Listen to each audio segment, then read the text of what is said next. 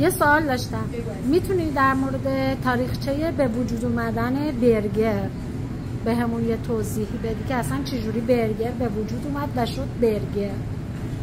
ببین کلا سمت عثمانی ایران کباب به وجود اومده بود. برای اینکه بتونن تو جنگ‌ها غذا بپزن میمدن گوشت رو ساتوری میکردن، به شمشیر میکشیدن و اینطوری کباب به وجود اومد. در نتیجه آلمانیا که اون موقع از شهر هامبورگ هم شروع شد، اومد یکی از آشپزها گوشت رو ساتوری کرد و روی آتیش گذاشت و برگر به وجود اومد. آلمانیایی که مهاجرت کردن به آمریکا، قاره آمریکا، با خودشون این قضیه رو آوردن و حالا اومدن اون گوشتی رو که ساتوری کرده رو آتیش گذاشته بودن لای دوتا نون گذاشتن و اینجوری میشه که برگر به وجود اومد. در واقع برگر دوتا مدعی داره، آلمان و آمریکا. دو تا سبک مهم داره. یک حالت کلاسیکشه که هم به قالب میزنه، بعضش مشخصه، روی گریل پخته میشه. یه سبک دیگه هم داره که مشی میشه، یعنی یه تیکه گوشتی که مرینیت نشده روی گریل قشنگ نازکش میکنن، اون موقع بهش نمک و فلفل یا پیاز کاراملاژ شده اضافه میکنن، پنیر اضافه میکنن، بهش میگن اون سبک.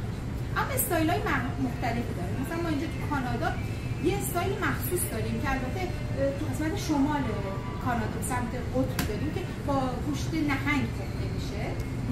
چه جالب. آره خیلی جالبه. اما کشورهای مختلف یه جا بهش قارچ اضافه کرده، یه جا بهش قرقرش اضافه کرده، یه جا بهش بادمجون اضافه کرده. یکی از مهمترین استایل های برگر استایل امریکن که با تخم مرغ یا تخم مرغ بیکن درست میشه.